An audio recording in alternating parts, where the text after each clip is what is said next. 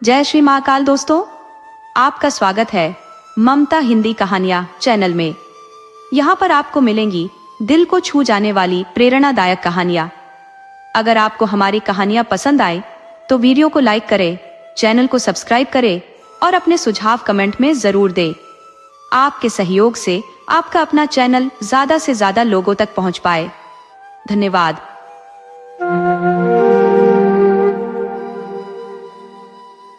हिमालय के पर्वतीय प्रदेशों में ब्रह्म कमल को अत्यधिक पावन पुष्प के रूप में पूजा जाता है।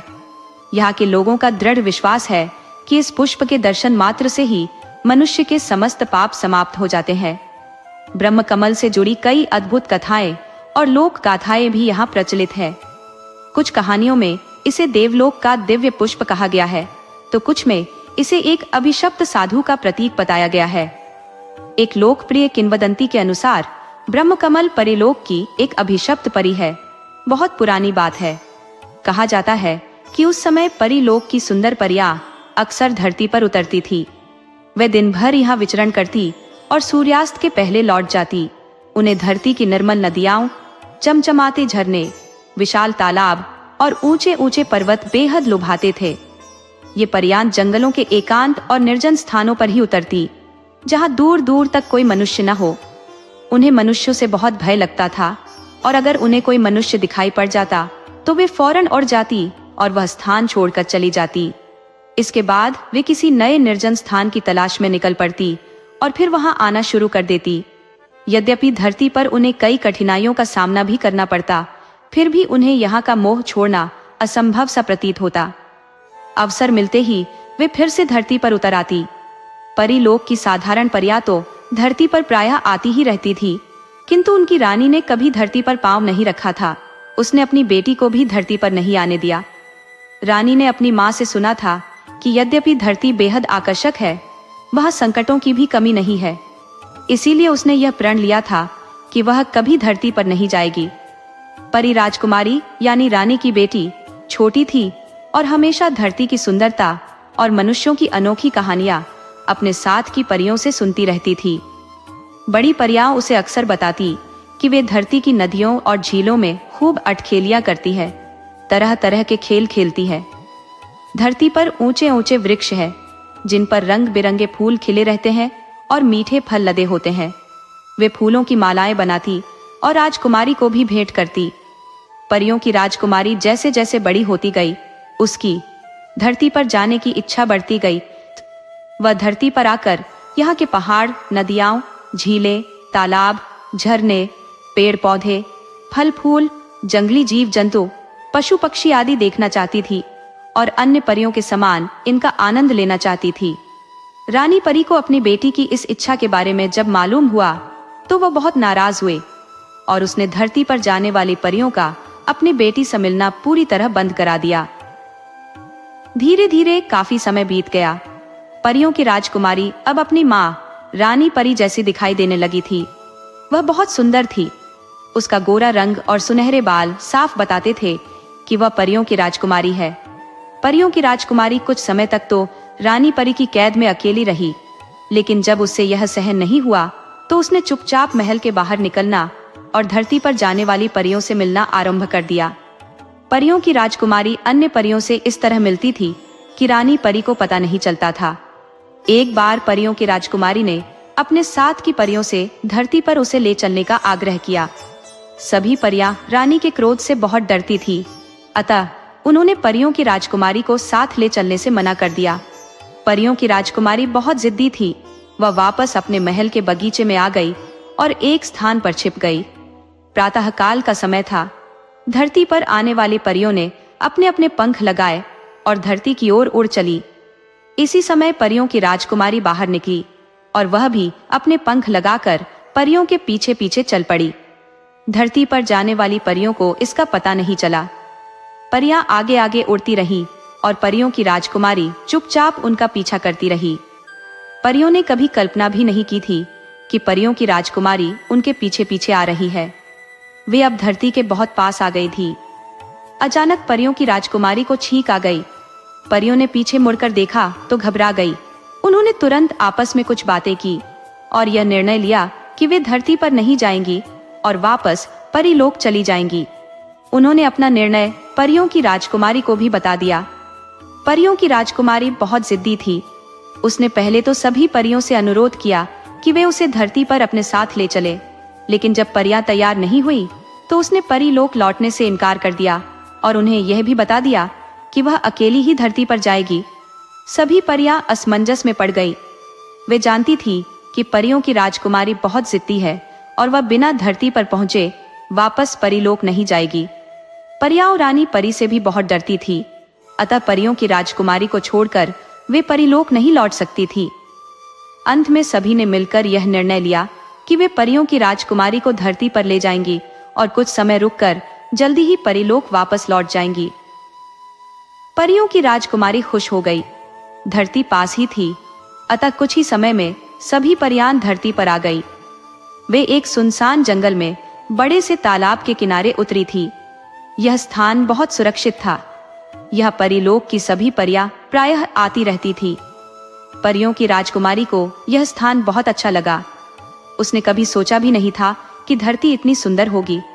सभी परियों ने अपनी राजकुमारी के साथ तालाब में स्नान किया, कुछ देर जल क्रीड़ा की और परीलोक वापस लौटने के लिए अपने अपने पंख लगाकर तैयार हो गई। किंतु परियों की राजकुमारी अभी धरती पर रुकना चाहती थी और कुछ नए स्थान देखना चाहती थी।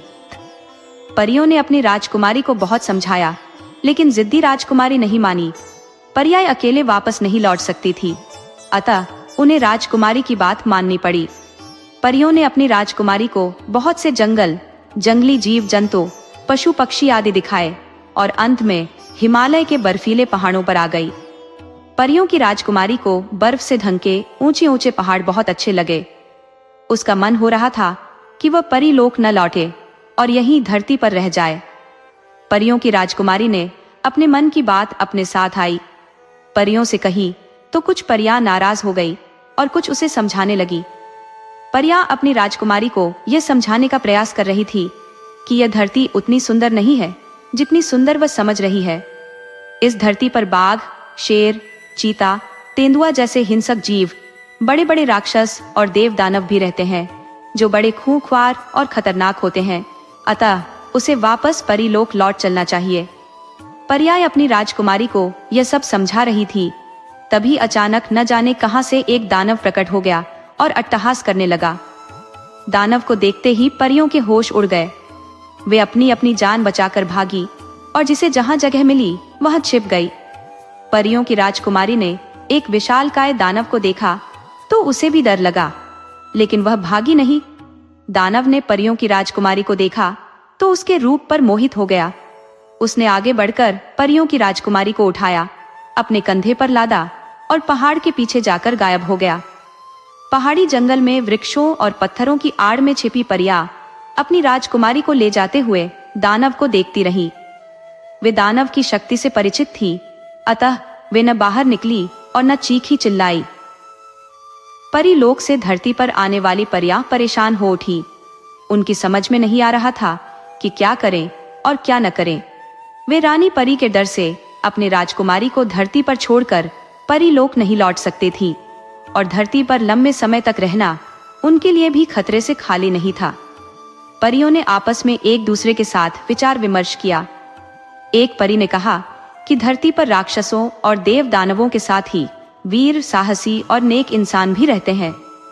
दूसरी परी ने सुझाव दिया कि सभी परियों को ऐसे इंसान की प्रतीक्षा करनी चाहिए और उसके सहयोग से अपनी राजकुमारी को मुक्त कराना चाहिए। एक अन्य परी ने सुझाव दिया कि प्रतीक्षा करने में बहुत समय लगेगा, ऐसा इंसान न जाने कब आए, अतः सभी को मिलकर ऐसे इंसान को ढूंढना चाहिए और राजकुमारी को मुक्त कराने का अनुरोध करना चाहिए। सभी परियों को अंतिम परी का सुझाव अच्छा लगा और उन्होंने यह तय किया कि वे साधारण स्त्रियों के रूप में अगले दिन से ही एक वीर, साहसी और नेक इंसान की खोज आरंभ कर देंगी और जल्दी से जल्दी अपनी राजकुमारी को दानव से मुक्त कराने का प्रयास करेंगी। परियों ने किसी तरह एक प्राकृतिक गुफा में रात बिताई और सवेरा होते ही अपना अभियान आरंभ कर दिया। वे इधर उधर फैल गई और जंगल से गुजरने वालों पर नजर रखने लगी। परियों को शाम हो गई, किंतु वीर, साहसी और नेक इंसान तो दूर की बात, उन्हें कोई साधारण इंसान भी नहीं दिखाई दिया। संभवतः दानव के भय के कारण लोगों ने उधर से गुजरना छोड़ दिया था। धीरे धीरे 3 दिन हो गए, लेकिन परियों को कोई सफलता नहीं मिली। अचानक एक दिन दोपहर के समय उस पहाड़ी जंगल से घोड़े पर सवार एक हट्टा कट्टा सुंदर युवक गुजरा। उसे वहीं पास ही एक वृक्ष की आड़ में खड़ी परी ने देखा और सहायता के लिए गुहार लगाने लगी। परी की आवाज सुनकर घोड़े पर सवार युवक रुक गया और उसने अपनी दृष्टि इधर उधर दौड़ाई। युवक से कुछ दूरी पर एक सुंदर स्त्री खड़ी थी और सहायता के लिए उसे पुकार रही थी। युवक घोड़े से नीचे उतरा और पैदल चलता हुआ परी के पास पहुंचा। इसी समय अन्य परियां भी आ गईं। सभी ने उस युवक को यह बता दिया कि वे परी लोक की परियां है और इसके साथ ही अपनी राजकुमारी के अपहरण की पूरी कहानी भी उसे बता दी। युवक वास्तव में वीर, साहसी और नेक इंसान था। उसने परियों को बताया कि वह इस राज्य का राजकुमार है और उनकी सहायता अवश्य करेगा। परियों को थोड़ी बहुत राहत मिली। राजकुमार अपने राज्य के सभी क्षेत्रों से अच्छी तरह परिचित था। उसे दानव की पूरी जानकारी थी और यह भी मालूम था कि दानव कहाँ रहता है। राजकुमार ने परियों को आश्वासन दिया कि वह उनकी राजकुमारी को दानव से मुक्त कराने का पूरा प्रयास करेगा। इसके बाद वह अपने घोड़े पर सवार हुआ और एक ओर बढ़ गया।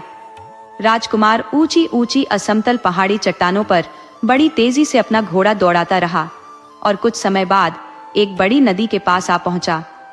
इस नदी के किनारे अनेक बड़ी बड़ी गुफाएं थी। राजकुमार ने अपनी तलवार निकाली और एक गुफा के सामने आकर खड़ा हो गया। यह दानव की गुफा थी। गुफा के द्वार पर एक भारी पत्थर अड़ा हुआ था। इससे यह साफ था कि दानव अपनी गुफा में नहीं है। राजकुमार ने अपनी तलवार पास की एक चट्टान पर रखी और पत्थर हटाने का प्रयास करने लगा। पत्थर बहुत भारी था और टस से मस नहीं हो रहा था। राजकुमार बहुत देर तक पत्थर हटाने का प्रयास करता रहा। अंत में उसे सफलता मिली और पत्थर इतना खिसक गया कि गुफा के द्वार पर एक व्यक्ति के निकल जाने योग्य जगह बन गई। राजकुमार ने अपनी तलवार चट्टान से उठाई और पूरी सावधानी के साथ गुफा के भीतर आ गया। शाम होने में अभी कुछ समय बाकी था। गुफा के भीतर इतना प्रकाश आ रहा था कि भीतर की सभी चीजें धुंधली धुंधली दिखाई दे रही थी। राजकुमार ने आंखें फाड़ फाड़ कर गुफा के भीतर नजरें दौड़ाईं। वहां जीव जंतुओं के अस्थि पंजरों के अलावा कुछ नहीं दिखाई दे रहा था। राजकुमार को लगा कि दानव परियों की राजकुमारी को मारकर खा गया है। अचानक राजकुमार के कानों में किसी स्त्री के सिसकने की आवाज टकराई। राजकुमार सावधान हो गया और धीरे धीरे आवाज की ओर बढ़ा। गुफा के एक अंधेरे कोने में एक स्त्री खड़ी सिसक रही थी। राजकुमार ने अनुमान लगाया कि यही परियों की राजकुमारी है। उसने जल्दी जल्दी अपना परिचय दिया और उसका हाथ पकड़कर बाहर आ गया। दानव के अत्याचारों के कारण परियों की राजकुमारी का रंग पीला पड़ गया था और वह मुरझा गई थी, किंतु इससे उसकी सुंदरता में कोई कमी नहीं आई थी। राजकुमार ने परियों की राजकुमारी को देखा तो उस पर मोहित हो गया। परियों की राजकुमारी बहुत घबराई हुई थी। इस समय उसे राजकुमार एक देवदूत जैसा लग रहा था। राजकुमार जानता था कि यह स्थान सुरक्षित नहीं है। दानव कभी भी वापस आ सकता था और उन दोनों के लिए मुसीबतें खड़ी कर सकता था। अतः राजकुमार ने परियों की राजकुमारी को घोड़े पर बैठाया और स्वयं भी घोड़े पर सवार हो गया। राजकुमार का घोड़ा अभी 2-4 कदम भी आगे नहीं बढ़ा था कि न जाने कहां से दानव प्रकट हो गया और घोड़े के सामने खड़ा हो गया। परियों की राजकुमारी ने दानव को देखा तो वह भय से अचेत हो गई। राजकुमार ने भी दानव को देखा। वह घोड़े के सामने सीना ताने उसका रास्ता रोके खड़ा था। राजकुमार वीर और साहसी था। वह घोड़े से नीचे उतरा, परियों की राजकुमारी को सहारा देकर नीचे उतारा, उसे एक स्थान पर लिटाया और तलवार लेकर दानव के सामने आ गया। दानव ने राजकुमार को इस रूप में देखा तो जोर से हंसा। उसने राजकुमार को ऊंची आवाज में चेतावनी दी कि यदि वह उससे युद्ध करेगा तो बिना मौत मारा जाएगा। उसने राजकुमार को यह भी समझाया कि वह असीम शक्तिशाली दानव है, कोई उससे जीत नहीं सकता। राजकुमार ने दानव की बात का कोई उत्तर नहीं दिया और मुस्कुराता रहा। राजकुमार की मुस्कुराहट ने दानव का क्रोध बढ़ा दिया। उसने अपना दाहिना हाथ बढ़ाकर राजकुमार को पकड़ने की कोशिश की। राजकुमार सावधान था। उसने नीचे झुककर तलवार से दानव के हाथ पर वार कर दिया। उसका निशाना अचूक था अगले ही क्षण दानव का दाहिना हाथ जमीन पर पड़ा था। हाथ कटते ही दानव का क्रोध 7वें आसमान पर पहुंच गया। उसने चीखते हुए बायां हाथ राजकुमार को पकड़ने के लिए बढ़ाया। राजकुमार ने अपनी तलवार से दानव का बायां हाथ भी काट डाला। इसी समय एक चमत्कार हुआ। दानव का दाहिना हाथ हवा में लहराया और उसके शरीर से जुड़ गया। हाथ जुड़ते ही दानव ने जोरदार ठहाका लगाया। राजकुमार परेशान हो उठा। उसे लगा कि इस मायावी दानव से निपटना इतना आसान नहीं है जितना वह समझ रहा था। फिर भी उसने हिम्मत से काम लिया और दानव के आगे बढ़ने वाले हाथ को काटता रहा। परियों की राजकुमारी जमीन पर कुछ देर तो अचेत पड़ी रही, किंतु उसे शीघ्र ही होश आ गया। उसने अपने सामने जो कुछ भी देखा तो घबरा गई। वह जानती थी कि दानव को इस प्रकार कोई नहीं मार सकता। उसने चीखकर राजकुमार को बताया कि दानव की जान गुफा के भीतर पिंजरे में बंद एक तोते में है। उसे मार दो तो दानव अपने आप मर जाएगा। दानव ने यह सुना तो राजकुमार को छोड़कर परियों की राजकुमारी पर झपटा। राजकुमार ने देखा तो वो परियों की राजकुमारी को बचाने के लिए आगे बढ़ा। तभी परियों की राजकुमारी ने उसे पुनः सावधान किया और बताया कि वह उसकी चिंता न करके तोते के पास पहुंचे। राजकुमार की समझ में बात आ गई। उसने दोनों को छोड़ा और गुफा की ओर भागा। दानव ने भी परियों की राजकुमारी को छोड़ा और राजकुमार के पीछे पीछे वह भी गुफा की ओर भागा। लेकिन इससे पहले कि दानव राजकुमार को पकड़ पाता, राजकुमार ने पिंजरा खोलकर तोते की गर्दन मरोड़ दी। तोते के मरते ही दानव जमीन पर गिरकर तड़पने लगा और कुछ ही क्षणों में मर गया। इसी मध्य परियों की राजकुमारी भी गुफा के भीतर आ गई थी। राजकुमार ने परियों की राजकुमारी का हाथ पकड़कर उसे घोड़े पर बैठाया और फिर स्वयं घोड़े पर सवार होकर एक ओर चल पड़ा। रात का अंधेरा धीरे धीरे बढ़ रहा था। राजकुमार परियों की राजकुमारी को घोड़े पर आगे बैठाए प्रतीक्षा करती हुई परियों की ओर तेजी से बढ़ रहा था। राजकुमार जिस समय परियों के मिलने वाले स्थान पर पहुंचा तो आधी रात हो चुकी थी। उसने इधर उधर देखा, लेकिन उसे कहीं भी कोई परी नहीं दिखाई दी। राजकुमार को बड़ा आश्चर्य हुआ। अचानक उसके कानों में घोड़े के हिनहिनाने की आवाज पड़ी। इसी समय कुछ घुड़सवार सैनिक उसके सामने आए, अपने अपने घोड़े से नीचे उतरे और सिर झुकाकर खड़े हो गए। ये सभी राजकुमार के सैनिक थे जो राजकुमार के महल में वापस न लौटने के कारण उसकी खोज में निकले थे। परियों को इन सैनिकों ने बंदी बना लिया था। राजकुमार की आज्ञा से सैनिकों ने सभी परियों को मुक्त किया। एक एक परी को एक एक सैनिक ने अपने घोड़े पर बैठाया और महल आ गए। राजकुमार के साथ परियों की राजकुमारी भी थी। राजकुमार ने परियों की राजकुमारी सहित सभी परियों को अपने महल में राजसी ठाट बाट से रखा और उन्हें अपने राज्य की सुंदर सुंदर झीलों, नदियों और वनों की सैर कराई। वास्तव में वह परियों की राजकुमारी को हृदय से चाहने लगा था और चाहता था कि वह उसके साथ विवाह कर ले। परियों की राजकुमारी भी राजकुमार की वीरता, साहस और सद्व्यवहार पर मोहित थी और उसे चाहने लगी थी। उसके साथ की परियों ने भी एक एक सैनिक को पसंद कर लिया था और उनके साथ रंगरेलियाएं मना रही थी। इधर परियों और अपनी बेटी के न लौटने के कारण परीलोक की रानी बहुत चिंतित थी। उसने कुछ समय तक तो प्रतीक्षा की और उसके बाद अपना चमत्कारी तारास्त्र लेकर धरती की ओर चल पड़ी। रानी परी का तारास्त्र बड़ा चमत्कारी था। उसने अपने तारास्त्र के द्वारा यह मालूम कर लिया था कि उसकी बेटी और अन्य परियां धरती पर कहाँ है और क्या कर रही है। उसे यह जानकर बहुत क्रोध आया कि उसकी बेटी अन्य परियों के साथ धरती के मानवों के साथ रंगरेलियाएं मना रही है। रानी परी सीधी राजकुमार के महल के बगीचे में पहुंची। परियों की राजकुमारी इस समय राजकुमार का सिर अपनी गोद में लिए हुए किसी मधुर विषय पर बातें कर रही थी।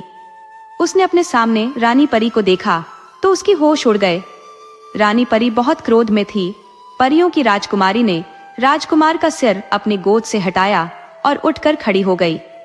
इसी समय परीलोक की अन्य परियां भी अपने अपने साथी सैनिकों के साथ आ गईं। रानी परी ने सभी परियों को जलती हुई आंखों से देखा और उन्हें परीलोक वापस चलने का आदेश दिया। लेकिन परियों ने अपने अपने सिर नीचे कर लिए और अपने अपने साथी का हाथ पकड़ लिया। रानी परी की समझ में आ गया कि बात बहुत आगे बढ़ चुकी है। उसने अपने क्रोध पर नियंत्रण किया और अपनी बेटी सहित सभी परियों को धरती के मानव और उनकी बुराइयों के विषय में बताकर परी लोक लौटने के लिए समझाने लगी। रानी परी ने सभी को बहुत समझाया, लेकिन उसकी बेटी सहित सभी परियों ने परी लोक लौटने से साफ इनकार कर दिया। रानी परी ने सभी को बहुत समझाया, लेकिन जब उसकी बात किसी ने नहीं मानी तो उसे क्रोध आ गया और उसने अपने तारास्त्र की चमत्कारी शक्ति से अपनी बेटी को ब्रह्म कमल बना दिया और उसके साथ ही राजकुमार को पानी का कमल बना दिया। इसके साथ ही उसने अन्य परियों और उनके साथी सैनिकों को भी तरह तरह के फूलों में बदल दिया और दुखी हृदय से परी लोक लौट आई। दोस्तों, आपको कहानी कैसी लगी? अपने सुझाव कमेंट करना न भूले। तो चलिए आज की अगली कहानी शुरू करते हैं।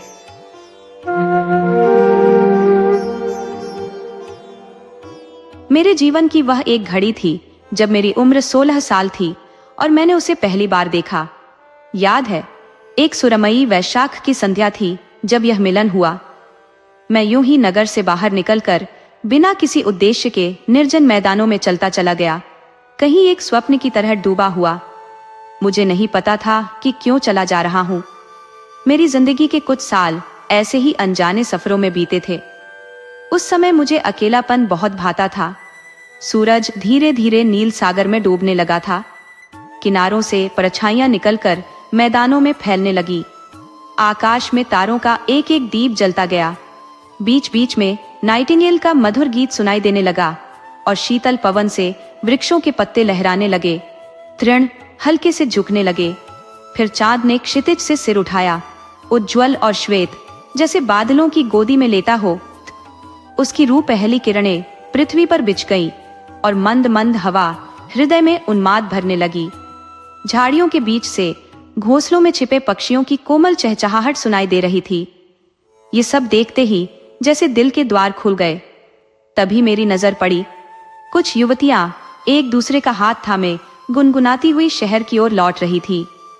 वे प्रेम के गीत गा रही थी और सोए हुए मैदान में उनके तरों स्वर जैसे किसी दूर के झरने की गूंज की तरह प्रतीत हो रहे थे।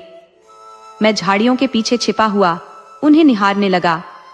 वे तारे की मंद रोशनी में चलती परछाइयों की तरह लग रही थी। उनके चेहरे कभी स्पष्ट दिखते, कभी धुंधले हो जाते। उनकी पोशाक की हल्की सरसराहट सुनाई दे रही थी। उनके शरीर से उठने वाली अनोखी सुगंध हवा में घुली थी और मैंने लंबी सांस लेकर उस महक को भरपूर महसूस किया। संध्या की उस महक से वह सुगंध और भी अधिक मोहक लग रही थी, जैसे हवा में नशा घुला हो। वे जब चली गई तो मन में एक अनजानी बेचैनी सी घर कर गई। मैदान के किनारे एक छोटा सा टीला था, जहां जाकर मैं बैठ गया। हरे भरे मैदान का दृश्य समुद्र की तरह फैला हुआ था। मैंने अपने हाथों से सिर को ढक लिया और दिल की उस हलचल को सुनने लगा, उसके अर्थ को समझने का प्रयास करने लगा और फिर एक गहरी स्वप्निल कल्पना में खो गया। उस समय जो महसूस किया उसे शब्दों में बयां कर पाना संभव नहीं है। एक तीव्र वेदना से मेरा हृदय मानो टूटने को था, जैसे किसी गहरे झरने की धारा ने भीतर ही भीतर उबाल लिया हो और अब वह राह खोज रही हो, बंदी तरंगों की तरह उन्मुक्त होना चाहती हो। मैं रो पड़ा। आंसू स्वतः बहने लगे। उन आंसुओं में भी एक अनजानी सी मिठास थी, जैसे कोई अदृश्य सुख छुपा हो। कुछ देर यूं ही खोया सा बैठा रहा और फिर जब खड़ा हुआ तो देखा कि कुछ दूरी पर कोई अप्सरा खड़ी मुझे देखकर मुस्कुरा रही है। उसके तन पर कमल से भी सफेद लहराता लंबा वस्त्र था और उसके पांव संगमरमर से भी अधिक उज्ज्वल हरी घास पर रखे थे। उसके सुनहरे बाल उसके कंधों पर बिखरे हुए थे और मस्तक पर एक पुष्प मुकुट शोभायमान था, जो उसके कपोलों की चमक को और भी निखार रहा था। उस गुलाबी चेहरे पर जैसे बसंत की सुबह में बर्फीले पेरिविस्कल फूल खिल उठे हो। उसकी आंखें ऐसी दमक रही थी। उसकी एक बाहें नग्न थी। एक हाथ उसकी छाती पर टिका था और दूसरे हाथ से वह मानो मुझे बुला रही थी। कुछ पल मैं स्तब्ध सा खड़ा उसकी ओर देखता रहा। निश्चित ही वह स्वर्ग से उतरी थी, क्योंकि उसकी सुंदरता में किसी भी नश्वर स्त्री का आभास नहीं था। उसकी उपस्थिति के चारों ओर एक ऐसा प्रकाश बिखरा हुआ था, जैसे कोई अदृश्य आभा उसे घेरे हो। अंततः मैंने अपनी अधीरता पर काबू पाते हुए हाथ बढ़ाकर पूछा, तुम कौन हो?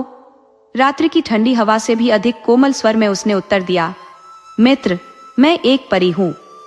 हमारे राजा ने तुम्हारे जन्म के समय मुझे तुम्हारे हृदय में सो जाने की आज्ञा दी थी। तुम्हारे हृदय में पहली बार जब गहरी उत्कंठा ने जन्म लिया तो उसी की लहरों से मैं जाग उठी हूं। मेरा अस्तित्व तुम्हारे जीवन के साथ बंधा है। मैं तुम्हारी बहन हूं। हम जीवन की आधी यात्रा तक साथ रहेंगे। फिर जैसे कोई सूखा फल टहनी से अलग हो जाता है, वैसे ही एक दिन मैं तुमसे विदा ले लूंगी। लेकिन ध्यान रखना भाई, वह दिन दूर नहीं है। जिस गुलाब की उम्र केवल एक सुबह तक होती है, मेरी भी वही नियति है। तुम मुझसे प्रेम करते समय यह न भूलना कि एक दिन मुझे खो देना होगा। जब मैं चली जाऊंगी तब चाहकर भी तुम मुझे वापस नहीं ला सकोगे। तैयार हो जाओ। मेरे पास किसी तरह का जादू नहीं है। मेरे बालों में यह फूल ही मेरी पहचान है।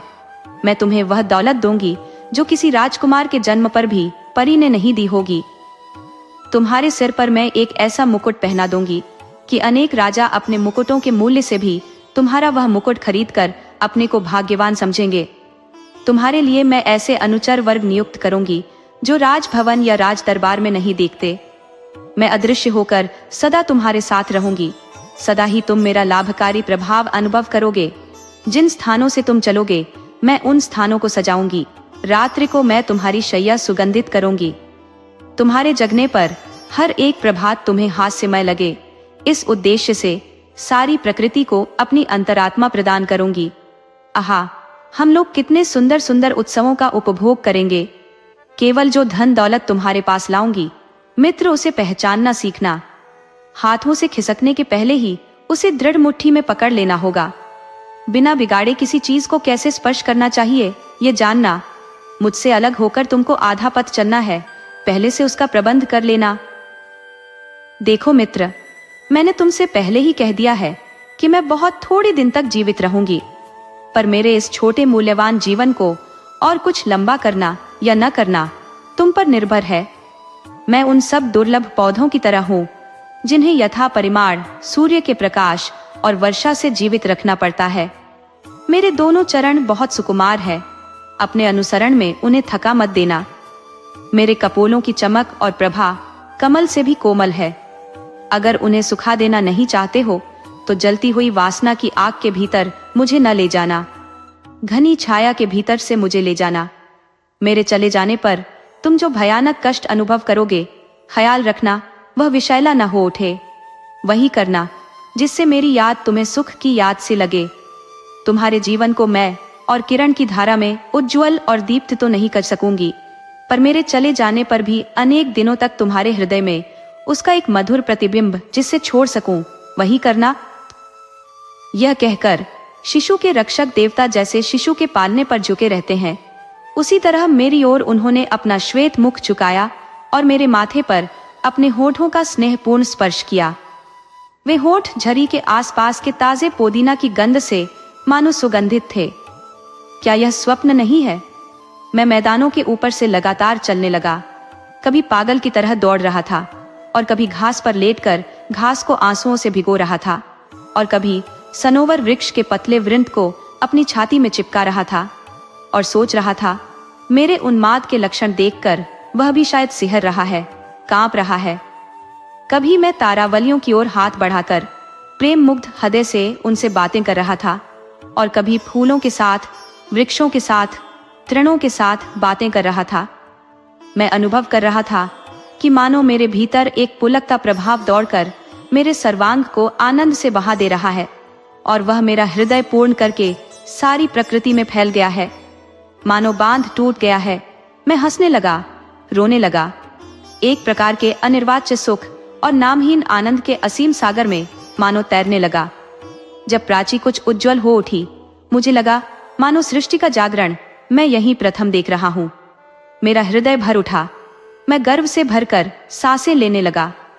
क्षण भर के लिए लगा मानो मेरी आत्मा देह से निकलकर मुक्त भाव से, लघु भाव से आकाश के भीतर से उड़ जाएगी और उदीयमान सूर्य ने जिन सब क्षीण वाष्पराशियों को अलग अलग कर दिया था, उन्हीं वाष्पराशियों के साथ घुल मिल जाएगी। पर्वत पर चढ़कर एक ऊंचे स्थान से मैं विजय की दृष्टि से सारे दिगंत का निरीक्षण करने लगा कि अभी अभी पृथ्वी की मेरे लिए सृष्टि हुई है। और मैं ही उसका प्रभु हूँ। फिर वे मेरे पास आई। उस समय मेरी उम्र पूरे 30 साल की नहीं हुई थी। मुझे स्मरण है, कार्तिक मास की एक संध्या को वह घटना हुई थी। मैं नगर से अकेला बाहर निकला था। लक्ष्यहीन, उदास और थका सा मैदान के बीच से चला जा रहा था। यद्यपि स्वभावतः एकांत स्थान में पसंद नहीं करता था। बादलों से आकाश ढका था। एक बहुत शीतल वायु वृक्षों के अंतिम डार पत्तों में धक्का मार रही थी। बेलों और झाड़ियों में केवल कुछ छोटे छोटे बीज के आकार के फल लगे थे। दूर के किसानों के घरों से कुत्तों के घोर विषाद भरे चीत्कार और वृक्षों के डार पत्तों के बीच से ऊपर उठता हुआ धागा सा पतला नीला धुआं, यही उस उजाड़ ग्रामीण प्रदेश के जीवन का निदर्शन था। कुछ पक्षी डर से विह्वल होकर एक डार से दूसरी डार पर उड़कर जा रहे थे। काले कौवों के नीरों से भूमि पर कुछ धब्बे पड़ गए थे। संध्या के भूरे आकाश में बहुत से सारस एक पंक्ति में धीमी गति से उड़े जा रहे थे। इस शोक से आच्छन्न प्रकृति के साथ अपनी अंतरात्मा को मिलाकर मैं चलने लगा। सुंदर दिन के अवसान में चित्त पर जैसी एक ठंडे विषाद की छाया मंडराती है, उसी तरह बहुत देर से विषाद से अभिभूत था। मैं जिस पत्रहीन झाड़ी के नीचे बैठा था, वहीं देखा बगल से 2 स्त्रियां धीमे कदमों से चली जा रही हैं। दोनों ही कांटेदार पौधे सिर पर धरे कुछ झुक गई थी। शायद जाड़े के समय के लिए संचय करके रखने के उद्देश्य से उन्हें कुटिया में ले जा रही थी। कैसी अद्भुत स्मृति है, कैसी अद्भुत निकटता है। बहुत पहले ठीक इसी समय किसी एक वैशाख की संध्या में ठीक इसी स्थान पर से युवतियों को हाथ पकड़कर गाते हुए जाते देखा था। उस समय मेरी उम्र 16 साल की थी और तब ये झाड़ियां फूलों से भूषित थी। तब मैंने दोनों हाथों से मुख ढक लिया और उस वैशाख की संध्या से इस कार्तिक की संध्या तक जो समय बीत गया है, उसे लेकर मन ही मन बार बार आंदोलन करने लगा। फिर एक विषादपूर्ण हरी क्लांति में डूब गया। फिर सहसा उठकर देखा, थोड़ी दूर पर एक पीले रंग की मूर्ति विषादपूर्ण दृष्टि से मेरी ओर देख रही है। वह रमणी इतनी बदल गई थी कि बहुत कठिनाई से मैं उसे पहचान सका। उसके प्रथम आविर्भाव के समय जो ज्योतिपूर्ण वायुमंडल उसके चारों ओर गिरा था, उसे और नहीं देख पाया। उसकी फटी कुर्ती के भीतर से कुचले हुए से 2 स्तन दिख रहे थे। उसके दोनों पैर खून से भरे थे। उसकी निर्जीव बाहें जीर्ण पंजर की बगल से शिथिल भाव से लटक रही थी। उसकी आंखों में नीलिमा गायब होकर काली खा गई थी। आंसुओं की धाराओं ने उसके नीले रंग के कपोलों पर गहरी रेखाएं अंकित की थी। ऐसा लगा कि अभागी बहुत कष्ट से देह का भार धरे है। टूटे वृंत के सूखे कमल की तरह वह भूमि की ओर झुक गई थी। मैंने उससे पूछा, तुम क्या चाहती हो? मित्र, हम लोगों के विच्छेद का समय आ गया है। अब और साक्षात नहीं होगा, इसलिए यह अंतिम विदा लेने आई हूँ। यह बात बुढ़िया ने शोक से दुखी स्वर से, जाड़े की वायु से भी अधिक विषाद भरे स्वर से मृदु गूंजन करके कही। मैं कह उठा, जा जा यहाँ से, झूठी कहीं की। तूने मेरे लिए क्या किया है? तूने जो दौलत देने का वचन दिया था, वह सब दौलत कहाँ है? मैंने यात्रा पथ पर बहुत ढूंढा, कुछ भी नहीं पाया। तूने जो रत्नों का भंडार मेरे पैरों पर समर्पित करने का वचन दिया था, वह रत्नों का भंडार कहाँ है? दैन्य के सिवाय मैंने तो और कुछ भी नहीं पाया। मेरे मस्तक पर तूने जो मुकुट पहनाने की दीन हाकी थी, उसका क्या हो गया? मेरे सिर पर तो कांटों के मुकुट के सिवाय और कुछ नहीं है। जिन भड़कीले अनुचरों को देने का वादा किया था, वे अनुचर कहाँ है? अनुचरों में निराशा और एकांत ही तो मेरे एकमात्र साथी है। अब तो कह रही है कि हम लोगों में विच्छेद होगा। तू दुखों की प्रेतनी है। विच्छेद होने में मेरी क्या हानि है? अगर मेरा सारा जीवन तेरे ही प्रभाव से गठित हुआ हो, तो तू भाड़ में जा, जहन्नुम में जा। तू अमंगल की पिशाचिनी है। बुढ़िया ने दुखित भाव से कहा, मैं न अमंगल की पिशाचिनी हूँ और न दुखों की। मुझे खोने के पश्चात मनुष्य मुझे पहचान नहीं सकता। मैंने जिन सुखों से उसे सुखी किया था, उसका मूल्य अब वह नहीं समझ सकता, क्योंकि अब वह वे सब सुख उपभोग नहीं कर रहा है। मनुष्य की नियति यही है। अपने भाइयों की तरह मित्र तुम भी कृतज्ञ हो। तुम मुझको अपराधी बना रहे हो। मैं तुम पर करुणा करती हूँ। क्षण भर में ही तुम मुझे पहचान सकोगे। तब प्रथम बार मुझे जैसा देखा था, एक दिन के लिए मुझे फिर एक बार वैसा देखने की इच्छा करोगे। शायद अपनी सारी अवशिष्ट आयु के मूल्य में भी यह अभिलाषा पूर्ण करना चाहोगे। तुम कातर भाव से पूछ रहे हो, कहाँ वह सुख संपदा है जिसकी मैंने प्रतिज्ञा की थी? पर वे सब सुख और संपदा तो मैंने तुम्हें खुले हाथों से दान की थी, तुम ही ने तो उसकी अवज्ञा की। मुकुट की बात कहते हो? मैंने तो तुम्हारे ललाट पर बसंत प्रभात की नवीनता, उज्ज्वलता और शांति का मुकुट पहना दिया था। अनुचर वर्ग की बातें कहते हो? मैंने प्रेम, विश्वास, आशा और मोहिनी, यह सब अनुचर तुम्हें दिए थे। तुम्हारी दैन्य दशा ऐसी हास्यमयी और सुंदर बना दी थी कि अनेक प्रतापी और ऐश्वर्यशाली व्यक्ति अपने धन और दौलत के बदले में उस दरिद्रता को प्राप्त करने के लिए आकांक्षी होते। तुम्हारे एकांत को तो मैंने मोहक स्वप्न में पूर्ण किया था। तुम्हारे द्वारा तुम्हारी निराशा से भी प्रेम करा दिया था। तुम्हारे आंसू से तुम्हें इतना उत्तेजित कर दिया था कि अब से लाख मुसीबत आने पर भी तुम आंसू नहीं बहाओगे। जब तुम रास्ते पर चलते थे तब तुम्हारे रक्षण के लिए ममता और दया को मैं जागृत रखती थी। तब तुम मित्र की दृष्टि और भाई के हाथ के सिवा और कुछ नहीं देख पाते थे। आकाश मुस्कान भरे चेहरे से तुम्हारी ओर देखता रहता था। पृथ्वी भी तुम्हारे पैरों के नीचे पुष्पित हो उठती थी। अब कहो तो सही, मैंने जो तुम्हें इतनी चीजें दी, उन सबको लेकर तुमने क्या किया? उन धन संपदाओं में से कुछ भी क्या रख पाए हो? तुम्हारे यात्रा पथ के दोनों किनारों पर मैंने जो इतने सुख के बीज बोए थे, अब उनमें से क्या बचा है? तुम अगर कुछ भी संभाल कर नहीं रख पाए तो क्या उसके लिए मैं उत्तरदायी हूं? तुम अगर वह सब उपभोग नहीं कर सके तो उसके लिए मैं कैसे अपराधी हो सकती हूं? इन बातों के पश्चात एक प्रकार से मेरी सारी सत्ता प्रकाशित हो उठी। मुझे लगा मानो एक आवरण मेरी आंखों से हट गया है। तब मैं अपने हृदय का सारा भीतरी भाग साफ देख पाकर डर से विह्वल हो पड़ा। मैंने धीमे स्वर से कहा, अजी, तुम ठहरो, जाओ मत। जिन धन संपदाओं की मैंने अवज्ञा की थी, उन्हें लौटा दो। असली प्रकाश से मेरी आंखें खुल जाईं। मेरे प्रेम को, मेरे मोह को लौटा दो। मेरे विश्वास को, मेरे आश्वासन को लौटा दो, जिससे केवल एक दिन प्रेम कर सकूं। यह तुम कर दो, तब तुम चाहे जो भी क्यों ना हो, मैं मरते समय तक तुमको आशीर्वाद दूंगा। दत्ताथान ओ, उसने कहा, हाय, मेरी मृत्यु जो सिर पर मंडरा रही है, क्या तुम देख नहीं पा रहे हो? मेरी ओर देखो, मैंने बहुत ही कष्ट पाया है। अब मेरा और कुछ भी नहीं है, केवल छाया अवशिष्ट है। देखो, बहुत दिनों से एक अज्ञात रोग मुझे जला रहा है। एक सर्वग्रासी सांस की वायु ने मेरी हड्डियों को सुखा दिया है। मेरे हृदय के जीवन निर्जर को निःशेष कर दिया है। मेरे कलेजे में अब और खून नहीं है। मेरे हाथ का स्पर्श करके देखो, मृत्यु की गीली ठंड अनुभव करोगे। फिर भी अगर तुम इच्छा करते तो मैं और अनेक वर्ष बच सकती थी। निर्दय, तुम ही ने मुझे अकाल में मार दिया। तुम्हारा अनुसरण करने में मैंने अपना सारा बल नष्ट किया है। मेरे दोनों पैर लहूलुहान हो गए हैं। मैंने तुमसे कितनी ही क्षमा मांगी, पर सब व्यर्थ हुआ। तुम कहते रहे, चलो चलो। मैं चलती रही, क्लांत अवसन्न होकर हांफती हुई चलती रही। चलते चलते रास्ते के कांटेदार पेड़ पौधों से मेरी पोशाक फट गई। दोपहरी की धूप के ताप से मेरा माथा जलता रहा। वसन में गांठ देकर फिर संभाल कर पहन लूं, मुकुट के मलिन झरते हुए फूलों को उठा लूं। इतना समय भी तुमने मुझे नहीं दिया। कोई फूलों से शोभित सुंदर आश्रम, कोई रहस्यमय मरुकानन देकर जब तुमसे कहती, मित्र, शांति वही है, वही हम लोगों का तंबू गड़ेगा, तब तुम किसी तरह भी नहीं रुकते थे।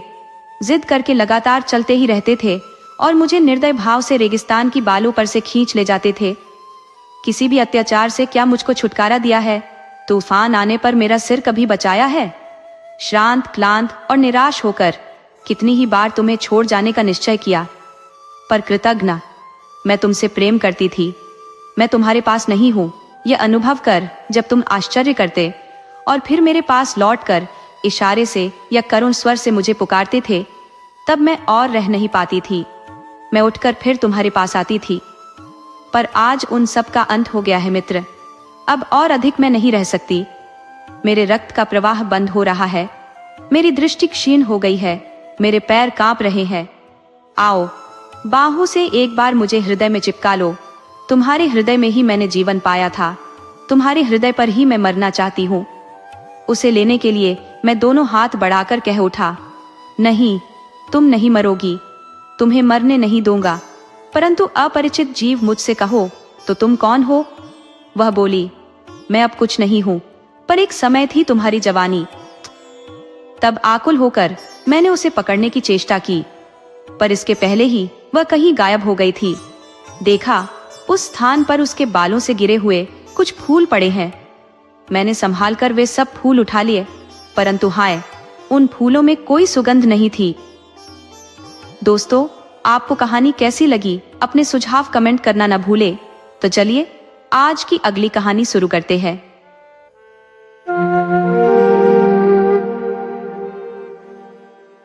किसी घने जंगल में एक खूबसूरत बाग था, जहां कई परियां रहती थी। एक रात वे सभी अपने उड़न खटोले में सवार होकर सैर पर निकली। उड़ते उड़ते वे एक राजमहल की छत के ऊपर से गुजरने लगी। गर्मी का मौसम था और आसमान में चांदनी छिटकी हुई थी। राजकुमार अपनी छत पर गहरी नींद में सोया था। परी रानी की नजर उस सोते हुए राजकुमार पर पड़ी और वह ठिठक गई। उसके मन में एक ख्याल आया कि वह राजकुमार को चुपके से उठा ले जाए, लेकिन पृथ्वी के नियमों का उसे कोई ज्ञान नहीं था, इसलिए उसने ऐसा नहीं किया। रानी देर तक राजकुमार को निहारती रही। साथ की परियों ने रानी की यह हालत देख ली और मुस्कुराते हुए बोली, रानी जी, इंसानों की दुनिया से जुड़ाव ठीक नहीं, चलो अब वापस लौट चले। अगर आपका मन नहीं भरा तो कल हम फिर आपको यहीं ले आएंगे। रानी मुस्कुराई और बोली, ठीक है, चलो, मैंने मना कब किया था? लगता है जिसने मेरे दिल को छू लिया उसने तुम्हें भी मोह लिया है। ये सुनकर परियां खिलखिला उठी और राजकुमार की प्रशंसा करती हुई अपने देश लौट गई। सुबह जब राजकुमार उठा तो उसके अंदर एक नई ऊर्जा थी।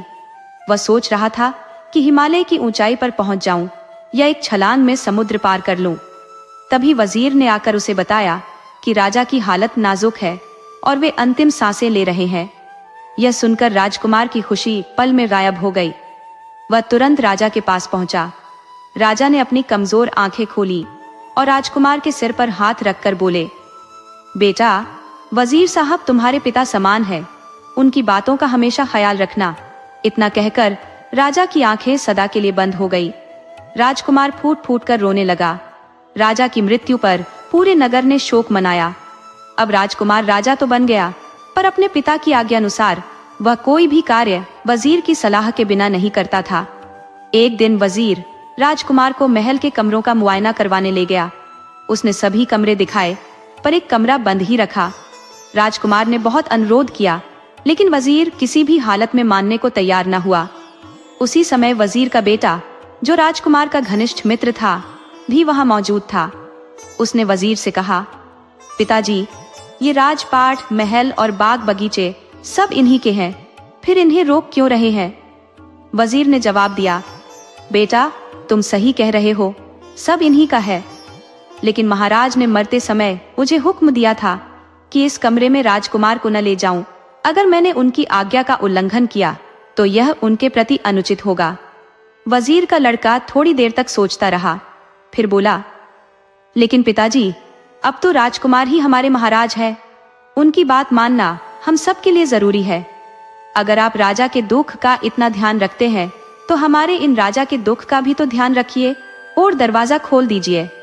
राजकुमार को दुखी देखकर हमारे राजा को भी शांति नहीं मिलेगी। वजीर ने ज्यादा हट करना ठीक न समझ और चाबी अपने बेटे के हाथ पर रख दी। ताला खोलकर तीनों अंदर पहुंचे। कमरा बड़ा सुंदर था। छत पर तरह तरह के कीमती झाड़ फानूस लटक रहे थे और फर्श पर मखमल के गलीचे बिछे हुए थे। दीवार पर सुंदर सुंदर स्त्रियों की तस्वीरें लगी थी। यकायक राजकुमार की निगाह एक बड़ी सुंदर युवती की तस्वीर पर पड़ी। उसने वजीर से पूछा कि यह किसकी है? वजीर को जिसका डर था वही हुआ। उसे बताना ही पड़ा कि वह सिंहल द्वीप की पद्मिनी की है। राजकुमार उसकी सुंदरता पर ऐसा मोहित हुआ कि उसी दिन उसने वजीर से कहा, मैं पद्मिनी से ही ब्याह करूंगा। जब तक पद्मिनी मुझे नहीं मिलेगी, मैं राज के काम में हाथ नहीं लगाऊंगा। वजीर हैरान होकर बोला, राजकुमार, सिंहल द्वीप पहुंचना आसान काम नहीं है। वह 7 समुंदर पार है। वहां भी जाओ तो शादी करना तो दूर, उससे भेंट करना भी असंभव है। उसकी तलाश में जो भी गया लौट कर नहीं आया, फिर ऐसे अनहोने काम में हाथ डालने की सलाह मैं आपको कैसे दे सकता हूँ। पर राजकुमार अपनी बात पर अड़ा रहा। वजीर का लड़का उसका साथ देने को तैयार हो गया। वे दोनों घोड़े पर सवार होकर चल दिए। चलते चलते दिन डूब गया। वे एक बाग में पहुंचे और अपने अपने घोड़े खोल दिए। हाथ मुंह धोकर कुछ खाया पिया। वे थके हुए तो थे ही, चादर बिछाकर लेट गए। कुछ देर के बाद ही गहरी नींद में सो गए। आंख खुली और चलने को हुए तो देखते क्या है कि बाग का फाटक बंद हो गया है और वहां कोई खोलने वाला नहीं है।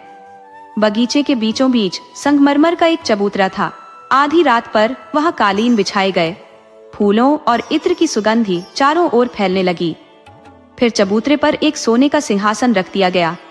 कुछ ही देर में घर घर करता हुआ एक ओड़न खडोला वहां उतरा। उसके चारों पायों को एक एक परी पकड़े हुए थी और उस पर उनकी रानी विराजमान थी। चारों परियों ने अपनी रानी को सहारा देकर नीचे उतारा और रत्न जड़ित सोने के सिंहासन पर बिठा दिया। परी रानी ने इधर उधर देखा और अपनी सखियों से कहा, वह देखो, पेड़ के नीचे चादर बिछाए दो आदमी सो रहे हैं। उनमें से एक वही राजकुमार है। उसे तुरंत मेरे सामने लाओ। हुक्म करने की देर थी कि परियां सोते हुए राजकुमार को अपनी रानी के सामने ले आईं। राजकुमार की आंख खुल गई और वह परियों की जगमगाहट से चकाचौंध हो गया। परियों को अपने आगे पीछे देखकर उसे बड़ा डर लगा और हाथ जोड़कर बोला, मुझे जाने दीजिए। परी रानी ने मुस्कुराते हुए कहा, राजकुमार, अब तुम कहीं नहीं जा सकते। तुम्हें मुझसे विवाह करना होगा। राजकुमार बड़ी मुसीबत में पड़ गया। बाला, परी रानी, मैं क्षमा चाहता हूँ। मैं सिंहल द्वीप की पद्मिनी की तलाश में निकला हूँ। इस समय मैं विवाह नहीं कर सकता। परी ने कहा, भोले राजकुमार, सिंहल द्वीप की पद्मिनी तक आदमी की पहुंच संभव नहीं है। वह दैवी शक्ति के बिना कभी नहीं मिल सकती। अगर तुम मुझसे विवाह कर लोगे तो मैं तुम्हें ऐसी चीज दूंगी जिससे सिंहल द्वीप की पद्मिनी तुम्हें आसानी से मिल जाएगी। राजकुमार यह सुनकर बड़ा खुश हुआ और बोला, परी रानी, मैं तुमसे जरूर शादी करूंगा, पर तुम्हें मेरी एक बात माननी होगी। मैं जब पद्मिनी को लेकर लौटूंगा तभी तुम्हें अपने साथ ले जा सकूंगा। मैं प्रतिज्ञा करता हूँ कि मेरी इस बात में कोई हेर फेर नहीं होगी। परी ने प्रसन्न होकर अपनी अंगूठी उतारी और राजकुमार की उंगली में पहनाती हुई बोली, यह अंगूठी जब तक तुम्हारे पास रहेगी कोई भी विपत्ति तुम्हारे ऊपर असर न करेगी। इसके पास रहने से तुम्हारे ऊपर किसी का जादू टोना नहीं चल सकेगा। अंगूठी देकर परी रानी आकाश में उड़ गई। राजकुमार वजीर के लड़के के पास आकर सो गया। सवेरे उन दोनों ने देखा कि बगीचे का फाटक खुला हुआ है। वे दोनों घोड़ों पर सवार होकर चल दिए। पद्मिनी से मिलने की राजकुमार को ऐसी उतावली थी कि वह इतना तेज चला कि वजीर का लड़का उससे बिछुड़ गया। चलते चलते राजकुमार एक ऐसे शहर में पहुंचा जहां हर दरवाजे पर तलवारें ही तलवारें टंगी हुई थी। एक दरवाजे पर उसने एक बुढ़िया को बैठे हुए देखा। उसे बड़े जोर की प्यास लगी थी। पानी पीने के लिए वह बुढ़िया के पास पहुंच गया। बुढ़िया झूठ मूठ का लाड़ दिखाती हुई बोली, हाय बेटा, तू बड़े दिनों के बाद दिखाई दिया है। तू तो मुझे पहचान भी नहीं रहा। भूल गया अपनी बुआ को। ये कहते कहते उसने राजकुमार को हृदय से लगा लिया और चुपचाप उसकी अंगूठी उतार ली।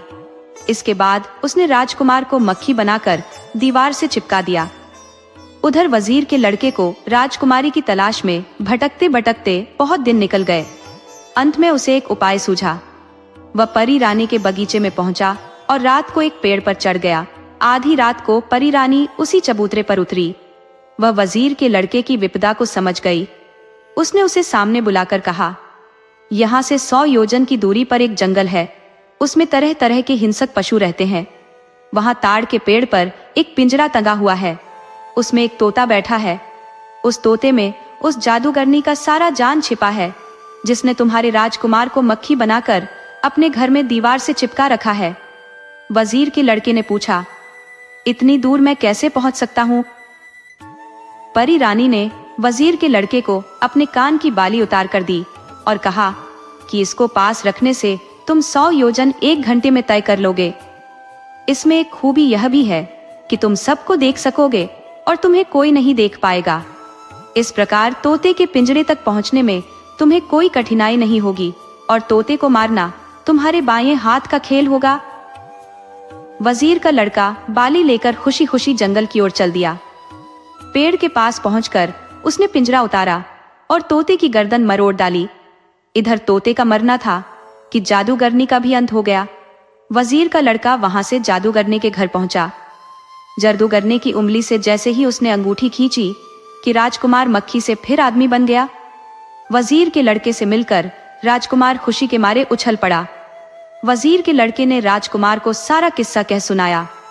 अब दोनों साथ साथ पद्मिनी से मिलने चल दिए। चलते चलते वे बहुत थक गए थे।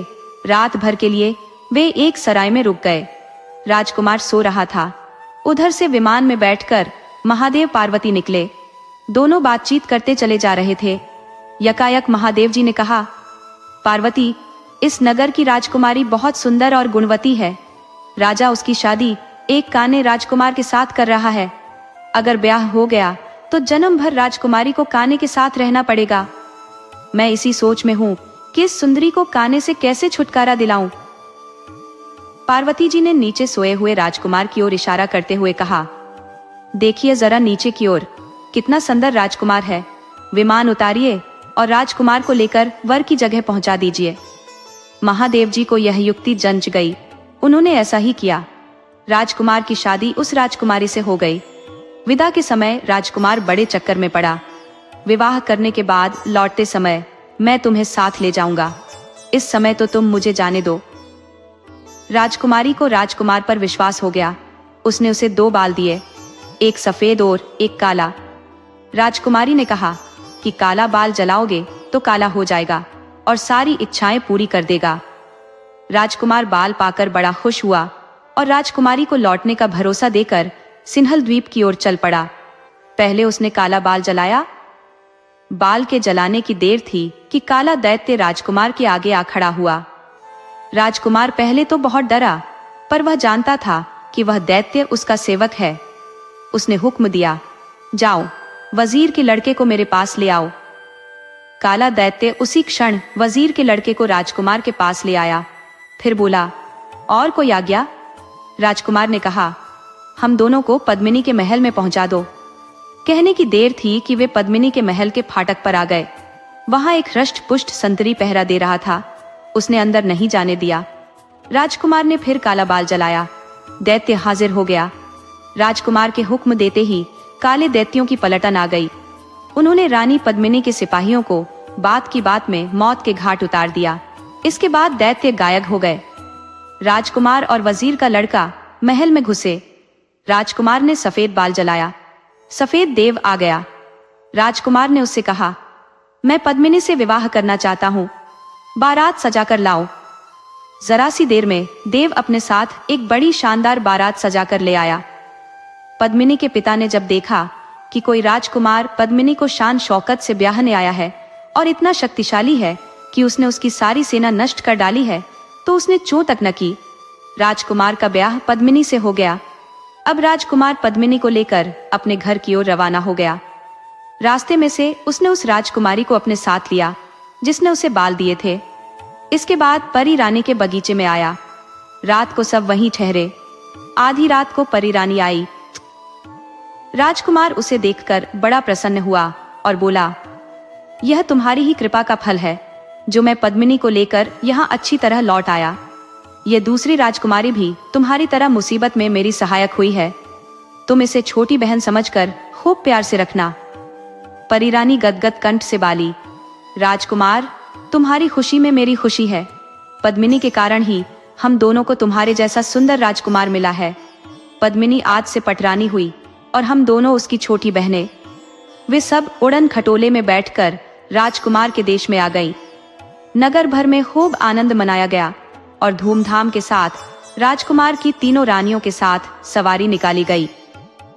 दोस्तों, आपको कहानी कैसी लगी अपने सुझाव कमेंट करना न भूले। तो चलिए आज की अगली कहानी शुरू करते हैं।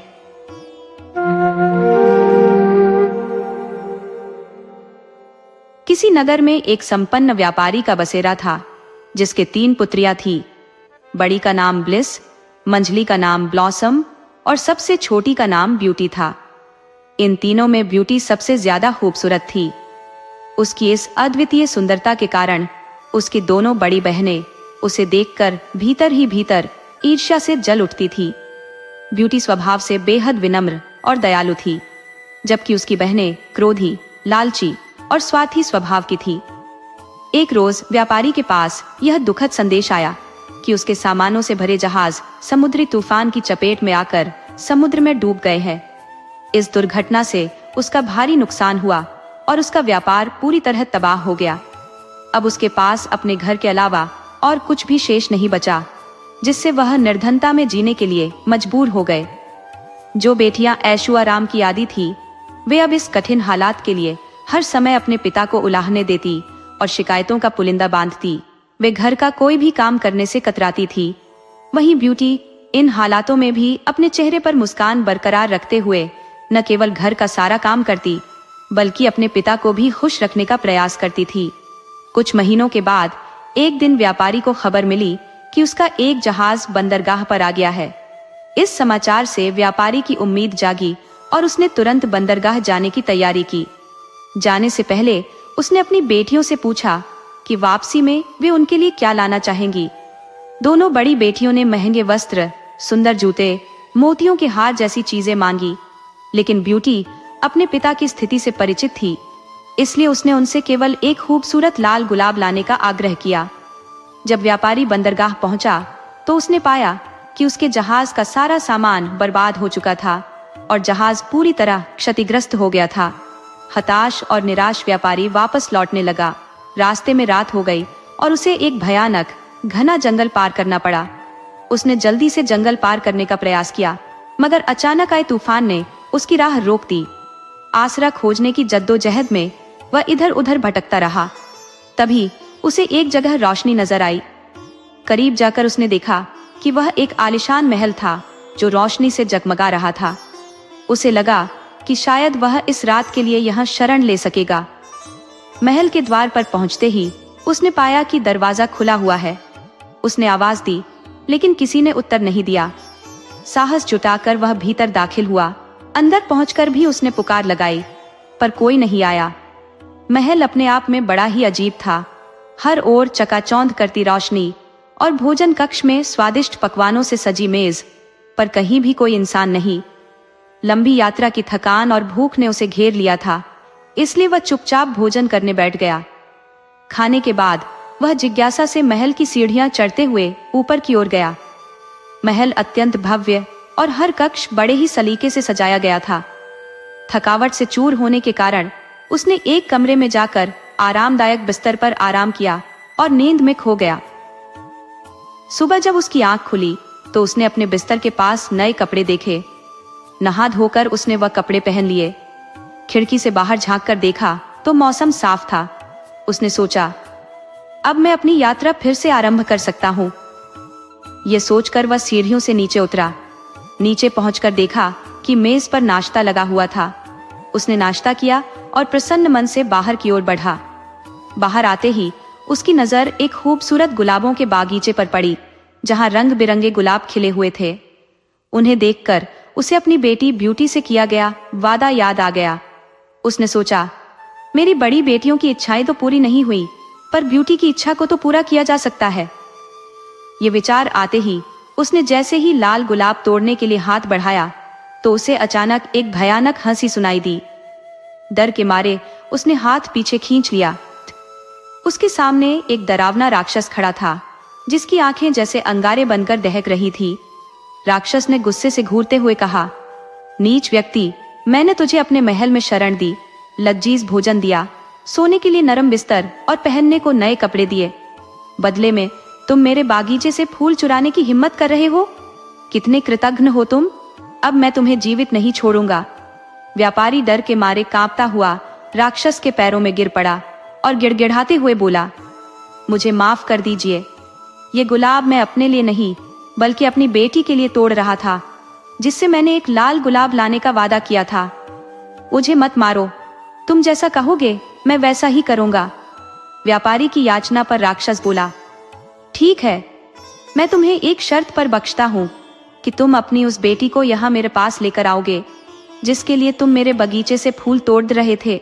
डरे हुए व्यापारी ने उस समय अपनी जान बचाने के लिए राक्षस की बात मान ली और अपनी बेटी को उसके पास लाने का वादा कर वह वहां से निकल गया। जब वह घर पहुंचा तो उसकी आंखें आंसुओं से भीगी हुई थी। वह बहुत डरा हुआ था। पूछने पर उसने अपने साथ हुई पूरी घटना विस्तार से बता दी। पूरी बात सुनने के बाद ब्यूटी बोली, पिताजी आप चिंता मत कीजिए, आपकी जान बचाने के लिए मैं कुछ भी करूंगी। अपने वादे के अनुसार आप मुझे उस राक्षस के महल में ले चलिए। तुम मुझे बहुत प्यार करती हो ब्यूटी, ये मैं जानता हूँ, लेकिन मैं कितना स्वार्थी पिता कहलाऊंगा जो अपनी जान बचाने के लिए अपनी बेटी को उस राक्षस को सौंप देगा। व्यापारी रोते हुए बोला, पिताजी आपकी जान बचाने का यही एक रास्ता है, हम कुछ कर भी नहीं सकते, आप मुझे उस राक्षस के महल में ले चलिए। ब्यूटी ने अपने पिता को समझाया। 2 की मन से व्यापारी ब्यूटी को उस राक्षस के महल में छोड़ रेच आया। शुरू में ब्यूटी उस राक्षस के भयानक रूप रंग को देखकर डर गई, लेकिन उस राक्षस का ब्यूटी के प्रति व्यवहार बहुत अच्छा था। उसने ब्यूटी को ढेर सारे नए कपड़े दिए और गहने दिए, उसे एक बहुत ही सुंदर कमरे में रखा। वह उसका बहुत ख्याल रखने लगा, जिससे धीरे धीरे ब्यूटी का डर खत्म हो गया। शुरू में राक्षस चुपचाप दूर से ब्यूटी को देखा करता था, फिर धीरे धीरे उसने उससे बातें करनी शुरू की। ब्यूटी को भी राक्षस से बात करना अच्छा लगने लगा। दिन गुजरते रहे और दोनों बहुत अच्छे दोस्त बन गए। राक्षस ब्यूटी को चाहने लगा था, लेकिन अपनी बदसूरती के कारण उससे अपनी मन की बात कहने से डरता था। फिर भी एक दिन उसने हिम्मत करके ब्यूटी को अपने मन की बात बता दी और उसके सामने विवाह का प्रस्ताव रख दिया। इस प्रस्ताव पर ब्यूटी आश्चर्य में पड़ी दियच गई। उसे समझ नहीं आया कि राक्षस को क्या उत्तर दे। वह सोच में पड़ी दियच गई, वह कैसे उस बदसूरत राक्षस से विवाह कर सकती थी। लेकिन वह उसकी भावनाओं को भी ठेस नहीं पहुंचाना चाहती थी, क्योंकि वह उसके प्रति दयालु था और उसने उसके पिता के प्राण भी नहीं लिए थे। ब्यूटी घबराते हुए बोली, मैं इसका अभी कोई उत्तर नहीं दे सकती। ब्यूटी की बात पूरी होने के पहले ही राक्षस उसका उत्तर समझ गया और उसकी बात काट कर बोला, कोई बात नहीं ब्यूटी, मैं तुम्हारी स्थिति समझता हूँ, मुझे तुम्हारी बात का बुरा भी नहीं लगा है। इतना कहकर वह वहां से चला गया। दिन गुजरते गए, दोनों ने इस बारे में फिर कोई बात नहीं की। ब्यूटी को वहां कोई तकलीफ नहीं थी, लेकिन वह अपने पिता और बहनों को बहुत याद किया करती थी। ऐसे ही एक दिन वह उन्हें याद कर उदास बैठी हुई थी। तभी राक्षस वहां आया और उसकी उदासी का कारण पूछा। ब्यूटी ने उसे बताया कि वह अपने परिवार को याद कर रही है। राक्षस ब्यूटी का दुहक समझ गया और उसने उसे एक जादुई आईना दिया, जिसमें वह जब चाहे अपने पिता और बहनों को देख सकती थी। ब्यूटी उस आईने को पाकर बहुत खुश हुई। अब जब भी उसका मन करता वह उसमें अपने परिवार को देख लेती थी। एक दिन ब्यूटी ने उस आईने में देखा कि उसके पिता बहुत बीमार है और मरने की कगार पर है। वह दुखी हो गई। उसने राक्षस से विनती की कि वह उसे उसके पिता से मिलने के लिए जाने दे। वह आखिरी बार उनसे मिलना चाहती है, पता नहीं फिर कभी वह उन्हें देख पाए या ना। पहले तो राक्षस ने मना कर दिया, लेकिन फिर ब्यूटी के आंसू देखकर उसका मन पिघल गया और उसने उसे जाने की इजाजत दे दी।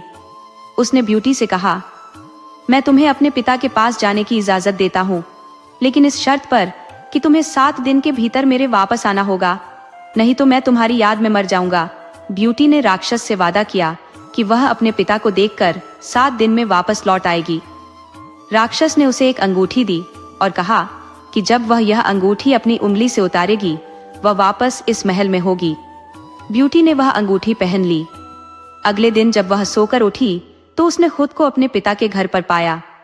वह सीधे जाकर अपने पिता से मिली। पिता ब्यूटी को देखकर बहुत खुश हुआ।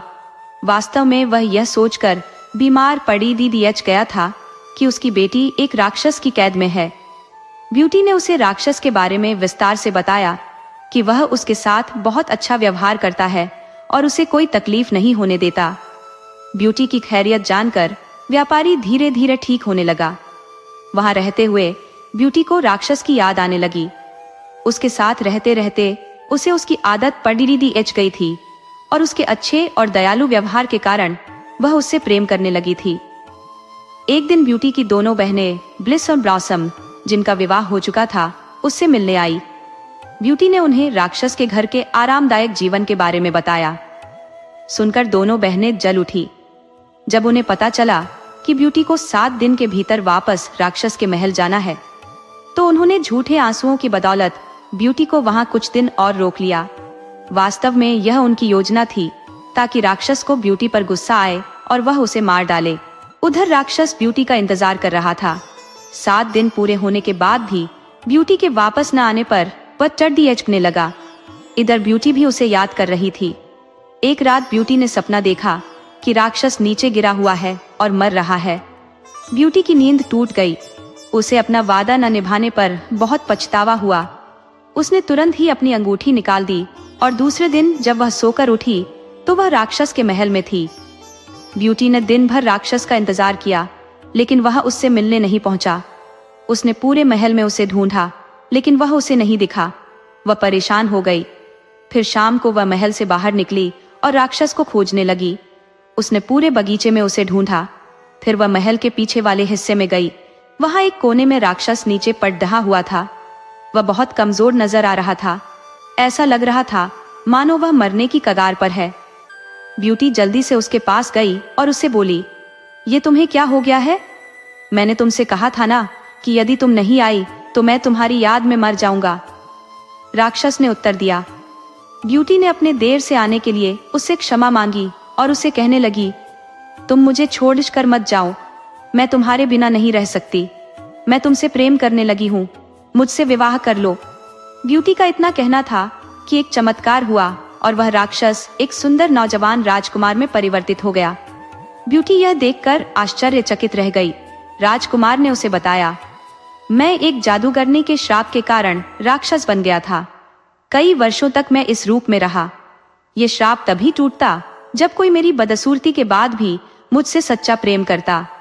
आज तुम्हारे सच्चे प्रेम के कारण वह श्राप टूट गया है और मैं वापस अपने असली रूप में आ गया हूँ। ब्यूटी उसे देखकर बहुत खुश हुई। दोनों ने विवाह कर लिया और खुशी खुशी रहने लगे।